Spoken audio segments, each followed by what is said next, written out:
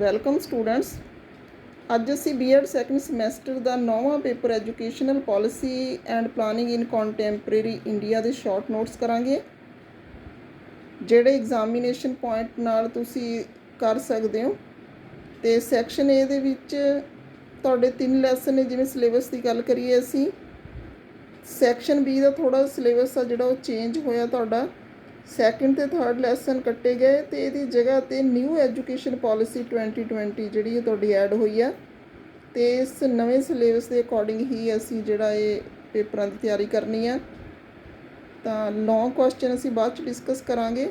Short ਦੇ ਵਿੱਚ ਜਿਵੇਂ ਤੁਹਾਨੂੰ ਹਰੇਕ ਕੰਸੈਪਟ ਦੇ ਵਿੱਚ ਤੁਸੀਂ ਹਰੇਕ ਲੈਸਨ ਦੇ ਅਕੋਰਡਿੰਗ ਹਰੇਕ ਕੰਸੈਪਟ ਆ ਜਿਹੜਾ ਬੜੇ ਧਿਆਨ ਨਾਲ ਕਰਨਾ ਹੈ, ਕਿਉਂਕਿ ਸ਼ਾਰਟ ਨੋਟਸ ਕਿਤੋਂ ਵੀ ਆ ਸਕਦੇ ਨੇ।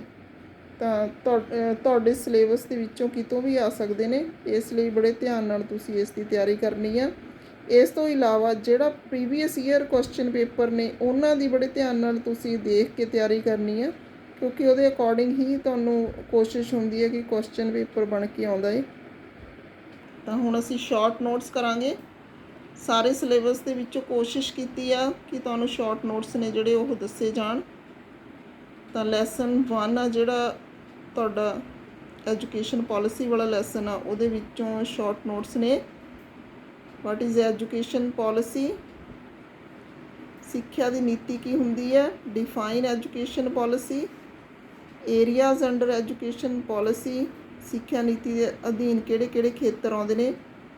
ਇਸ਼ੂਜ਼ ਅੰਡਰ ਐਜੂਕੇਸ਼ਨਲ ਪਾਲਿਸੀ, ਸਿੱਖਿਆ ਨੀਤੀ ਅਧੀਨ ਆਉਣ ਵਾਲੇ ਮੁੱਦੇ। ਸਿੱਖਿਆ ਨੀਤੀ ਜਿਹੜੀ ਆ ਉਸ ਦਾ ਵਿਸ਼ਲੇਸ਼ਣ, features, determinants, what you understand by new trends and challenges in policy formulation. ਹੁਣ ਇਹਦੇ ਵਿੱਚ ਤੁਹਾਡੇ ਜਿਹੜੇ ਜਿਹੜੇ ਕੁਐਸਚਨ ਨੇ ਉਹ ਲੈਂਥੀ ਨੇ, ਜਿਵੇਂ ਕਰੈਕਟਰਿਸਟਿਕਸ ਹੋ ਗਈਆਂ, ਡਿਟਰਮੀਨੈਂਟਸ ਹੋ ਗਏ।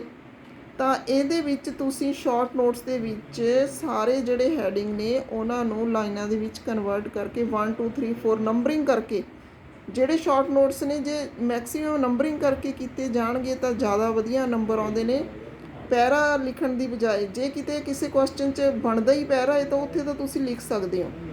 ਸੈਕਿੰਡ ਲੈਸਨ ਹੈਗਾ ਪਾਲਿਸੀ ਫਾਰਮੂਲੇਸ਼ਨ। ਤਾਂ ਇਹਦੇ ਵਿੱਚ what is policy formulation,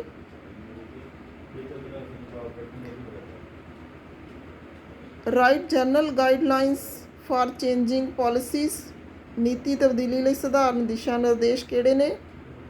MHRD the role, ਇੱਥੇ ਰੋਲ ਦੇ ਵਿੱਚ ਲੌਂਗ ਕੁਐਸਚਨ ਵੀ ਆ, ਪਰ ਤੁਸੀਂ ਇਹਨੂੰ ਸ਼ਾਰਟ ਦੇ ਵਿੱਚ ਮੈਕਸੀਮਮ ਦੇਖਣਾ ਹੈ ਕਿ ਕਿਸ ਤਰ੍ਹਾਂ ਤੁਸੀਂ ਨੌਲੇਜ ਦੇ ਸਕਦੇ ਹੋ। ਫਿਰ ਕੈਬ ਦੀ ਭੂਮਿਕਾ, NCERT ਤੁਸੀਂ ਕੀ ਸਮਝਦੇ ਹੋ, NCERT ਦੀ ਇੰਟਰੋਡਕਸ਼ਨ, NCERT ਵੱਲੋਂ ਨੀਤੀ ਨਿਰਮਾਣ ਲਈ ਦਿੱਤੇ ਕੁਝ ਸੁਝਾਅ। ਅੱਗੇ ਹੈਗਾ what is national curriculum framework, NCF ਕੀ ਆ, ਰਾਈਟ ਇਨ ਬਰੀਫ। ਕੌਮੀ ਪਾਠਕ੍ਰਮ ਖਰੜਾ ਕੀ ਆ, ਸੰਖੇਪ ਵਿੱਚ ਲਿਖੋ। ਫਿਰ ਨੈਸਕੌਮ ਦੀ ਇੰਟਰੋਡਕਸ਼ਨ, ਫਿਰ ਨੈਸਕੌਮ ਦੀਆਂ ਨੀਤੀਆਂ, ਫਿਰ IT industry, role of HRD in IT sector. ਤਾਂ ਇਸ ਤਰ੍ਹਾਂ ਇਹ ਤੁਹਾਡੇ ਕੁਐਸਚਨ। ਇਸ ਤੋਂ ਇਲਾਵਾ ਵੀ ਕੁਐਸਚਨ ਆ ਸਕਦੇ ਨੇ, ਪਰ ਮੈਕਸੀਮਮ ਕੁਐਸਚਨ ਨੇ ਜਿਹੜੇ ਮੈਂ ਦੇਣ ਦੀ ਕੋਸ਼ਿਸ਼ ਕੀਤੀ ਆ। ਇਸ ਤੋਂ ਬਾਅਦ ਹੈਗਾ third lesson education planning and financing. ਤਾਂ ਇਹਦੇ ਵਿੱਚ ਗ੍ਰਾਂਟ ਇਨ ਏਡ ਆ ਇੱਕ ਵੈਰੀ ਇੰਪੋਰਟੈਂਟ। ਗ੍ਰਾਂਟ ਇਨ ਏਡ ਕੀ ਹੁੰਦੀ ਆ, ਮੀਨਿੰਗ ਆਫ ਪਲੈਨਿੰਗ, ਯੋਜਨਾ ਕੀ ਹੁੰਦੀ ਹੈ, ਯੋਜਨਾਬੰਦੀ ਕੀ ਹੁੰਦੀ ਹੈ, ਡਿਫਾਈਨ ਪਲੈਨਿੰਗ ਪਰਿਭਾਸ਼ਾ, ਵਿਦਿਅਕ ਯੋਜਨਾਬੰਦੀ ਕੀ ਹੁੰਦੀ ਹੈ, educational planning, basic elements of educational planning, ਸਿੱਖਿਅਕ ਯੋਜਨਾਬੰਦੀ ਦੀਆਂ ਵਿਸ਼ੇਸ਼ਤਾਵਾਂ, ਫੀਚਰਸ। ਫਿਰ ਕਨਸੈਪਟ ਆਫ ਐਜੂਕੇਸ਼ਨਲ ਪਲਾਨਿੰਗ, ਸਿੱਖਿਅਕ ਯੋਜਨਾਬੰਦੀ ਦੀ ਧਾਰਨਾ। What is the need of educational planning, ਸਿੱਖਿਅਕ ਯੋਜਨਾਬੰਦੀ ਦੀ ਕੀ ਲੋੜ ਆ। ਟਾਈਪਸ ਆਫ ਐਜੂਕੇਸ਼ਨਲ ਪਲਾਨਿੰਗ, ਵਿਦਿਅਕ ਯੋਜਨਾਬੰਦੀ ਦੀਆਂ ਕਿਸਮਾਂ। Human resource development approach of educational planning ਔਰ ਮੈਨ ਪਾਵਰ ਅਪਰੋਚ। फिर social demand approach, cost benefit approach, फिर अगे फिर मिश्रत पहुँच है जी थोड़ी ये है। तो इस तरह नाल तुहाडे क्वेश्चन ने जोड़े थर्ड लैसन दे सारियां जिहड़ियां पहुँचां ने अप्रोचिज ने उन्हां दी सारियां दियां मानतावां उन्हां सारियां दे गुण ते दोष तुहानूं शॉर्ट नोट्स दे विच आ सकदे ने। फिर पूंजी निर्धारण जां व्यवस्था तो तुसीं की समझदे हो। फिर फाइनैंसिंग दे प्रिंसीपल्स, एडमिनिस्ट्रेशन प्रबंधकीकरण की हुंदा है, सुपरविजन सेंट्रल बॉडीज़ का काम जिहड़ी सेंट्रल बॉडीज़ ने फाइनैंसिंग दे खेतर दे विच स्टेट बॉडीज़ ने नॉन गौरमेंट बॉडीज़ ने तो इन्हां दा की रोल है की हुंदियां ने किहड़ियां ने ये क्वेश्चन तुहानूं आ सकदे ने। फिर हैगा lesson 4 national education commission. Lesson 4 मैं कंटीन्यूटली किया है तुहाडे सिलेबस का पर सैक्शन बी का फस्ट लैसन है ये। ਇਹਦੇ ਵਿੱਚ ਪਹਿਲਾਂ ਤਾਂ ਤੁਸੀਂ ਨੈਸ਼ਨਲ ਐਜੂਕੇਸ਼ਨ ਕਮਿਸ਼ਨ ਦੀ ਇੰਟਰੋਡਕਸ਼ਨ ਦਿਓਗੇ, ਇਸ ਦੀ ਨਿਯੁਕਤੀ ਕਿਵੇਂ ਹੋਈ ਆ, ਕਿਉਂ ਹੋਈ ਆ। ਫਿਰ ਰਾਸ਼ਟਰੀ ਸਿੱਖਿਆ ਯੋਗ ਅਤੇ ਸਕੂਲੀ ਸਿੱਖਿਆ ਦਾ ਕੀ ਸੰਬੰਧ ਆਪਸ ਦੇ ਵਿੱਚ, ਜਾਂ ਰਾਸ਼ਟਰੀ ਸਿੱਖਿਆ ਯੋਗ ਅਤੇ ਸਕੂਲੀ ਸਿੱਖਿਆ। ਫਿਰ ਅਗਰ ਰਾਸ਼ਟਰੀ ਸਿੱਖਿਆ ਕਮਿਸ਼ਨ ਦੇ ਅਨੁਸਾਰ ਦੱਸੀ ਗਈ ਸਿੱਖਿਆ ਦੀ ਪੌੜੀ ਜਾਂ ਢਾਂਚੇ ਤੋਂ ਤੁਸੀਂ ਕੀ ਸਮਝਦੇ ਹੋ। ਫਿਰ 3 language formula, what are the reforms in curriculum recommended by national education commission। राष्ट्रीय सिक्ख्या आयोग द्वारा सुझाए गए पाठक्रम बारे दसो। फिर text books recommended by national education commission, text books की सुझाइयां ने इस कमीशन ने। फिर रिकमेंडेशन अबाउट टीचर एजुकेशन, अध्यापक सिक्ख्या बारे किहड़े सुझाव दिते ने जां किहड़ियां सिफारिशां ने। Students welfare recommended by commission, आयोग द्वारा सुझाई गई विद्यार्थियों की भलाई स्कीमां की ने। इवैल्यूएशन, तो इस कमीशन दे रिकमेंडेशनस दे विच इवैल्यूएशन का पक्ष करना है तुसी। अगे नैशनल पॉलिसी ऑफ एजुकेशन 2020 है जिहड़ी वो करनी है तुसी। इहदे विच क्योंकि नवा चैप्टर करंट टॉपिक है, ये वेरी इंपॉर्टेंट, तो ये तुहानूं लॉन्ग क्वेश्चन है जोड़ा वो आएगा ही आएगा।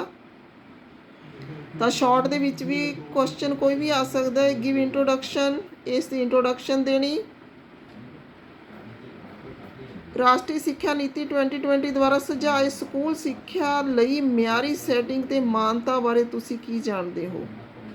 अगे हैगा जी राष्ट्रीय सिक्ख्या नीति 2020 अनुसार वोकेशनल सिक्ख्या की की लोड़ है। राष्ट्रीय सिक्ख्या नीति 2020 अनुसार वोकेशनल सिक्ख्या लई किहड़े-किहड़े सुझाव दिते गए हैं। What are the recommendations of national education policy for online digital, तो टैक्नोलॉजी की यूज़ लई इस तरह के सीखण प्रोग्राम दे विच की सुझाव दिते गए ने। फिर हैगा benefits of online digital platform recommended by NPE 2020। तो अगे 6वां लैसन है साडा national knowledge commission. Brief introduction national knowledge commission दी, इसकी कंपोजिशन और ऑर्गेनाइजेशन। फिर प्रोसीजर दसना है राष्ट्रीय ज्ञान आयोग की कार्य प्रणाली। फिर इसदियां सिफारिशां ने। फिर एक पॉइंट आ तुहाडा ज्ञान तक पहुँच, इसका जिहड़ा पैरे च उत्तर है ये इनू करना है तुसी। राष्ट्रीय ज्ञान नैटवर्क आ जिहड़ा वो करना है। हैल्थ इनफॉर्मेशन नैटवर्क, नॉलेज कंसैप्ट्स ज्ञान धारनावां। अगे है राष्ट्रीय विज्ञान ते समाज विज्ञान फाउंडेशन जिहड़ा नैशनल नॉलेज कमीशन द्वारा रिकमेंड कीतियां गई गल्लां ने। फिर suggestions of NKC regarding the management of school education.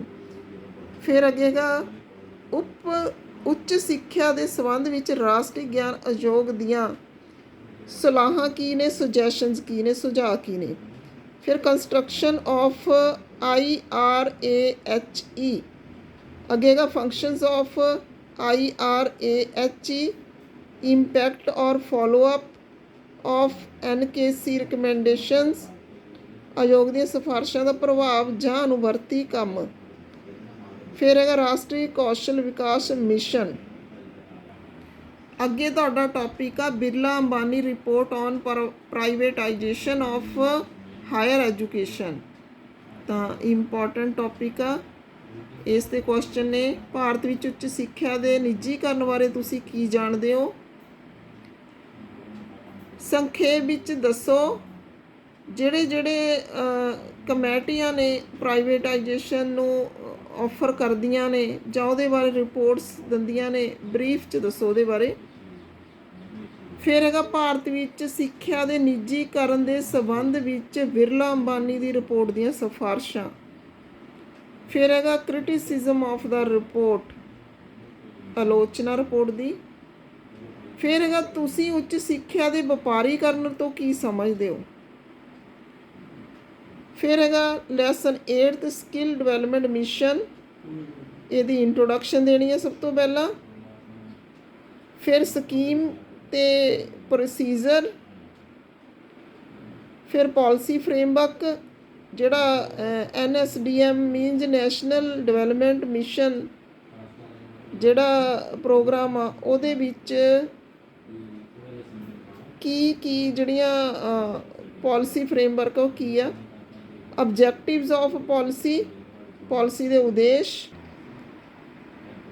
ਫਿਰ ਹੈਗਾ ਸੰਗਠਨਾਤਮਕ ਢਾਂਚਾ, ਸਟਰਕਚਰ ਕੀ ਆ ਇਸਦਾ, ਕਿਹੜੇ ਮੈਂਬਰ ਹੁੰਦੇ ਨੇ। ਸਟਰਕਚਰ ਇਸ ਤਰ੍ਹਾਂ ਹੁੰਦਾ ਕਿ ਕਿਹੜੇ ਮੈਂਬਰ ਨੇ, ਕਿਸ ਤਰ੍ਹਾਂ ਦਾ, ਕਿੰਨੇ ਮੈਂਬਰ ਨੇ।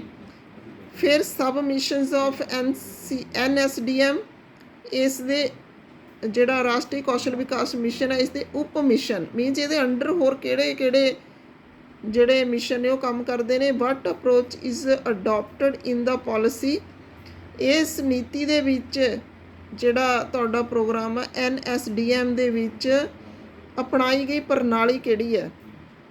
What is the target group of the mission, ਤਾਂ ਇਸ ਮਿਸ਼ਨ ਦਾ ਟੀਚੇ ਦਾ ਗਰੁੱਪ ਕਿਹੜਾ ਹੈ, ਕਿਹੜਾ ਜਿਹੜਾ ਗਰੁੱਪ ਆ ਉਸ ਨੂੰ ਇਸ ਮਿਸ਼ਨ ਨੇ ਟੀਚੇ 'ਤੇ ਰੱਖਿਆ ਹੋਇਆ ਹੈ। ਫਾਈਨੈਂਸਿੰਗ, ਇਸ ਦੀ ਜਿਹੜੀ ਵਿੱਤ ਵਿਵਸਥਾ ਇਸ ਮਿਸ਼ਨ ਦੀ ਉਹ ਕਿਵੇਂ ਹੋਊਗੀ, ਇਹ ਚੀਜ਼ਾਂ ਦੱਸੀਆਂ ਗਈਆਂ ਨੇ। ਤਾਂ ਅੱਜ ਦੀ ਵੀਡੀਓ 'ਚ ਇੰਨਾ ਹੀ ਕਾਫੀ ਲੰਬੀ ਵੀਡੀਓ ਹੋ ਜਾਂਦੀ ਆ। ਤਾਂ ਅੱਗੇ ਅਸੀਂ ਇਸ ਪੇਪਰ ਦੀ ਰਿਵੀਜ਼ਨ ਵਰਕ ਆ ਜਿਹੜਾ ਉਹ ਕਰਾਂਗੇ। ਤਾਂ ਵੀਡੀਓ ਨੂੰ ਸ਼ੇਅਰ ਕਰੋ ਵੱਧ ਤੋਂ ਵੱਧ, ਤਾਂ ਕਿ ਤੁਹਾਨੂੰ ਪੇਪਰ ਤੋਂ ਪਹਿਲਾਂ ਥੋੜ੍ਹਾ ਬਹੁਤ ਫਾਇਦਾ ਮਿਲ ਸਕੇ। ਲਾਈਕ ਕਰੋ, ਕਮੈਂਟ ਕਰੋ, ਤਾਂ ਕਿ ਮੈਨੂੰ ਮੋਟੀਵੇਸ਼ਨ ਮਿਲ ਸਕੇ। Okay, thanks.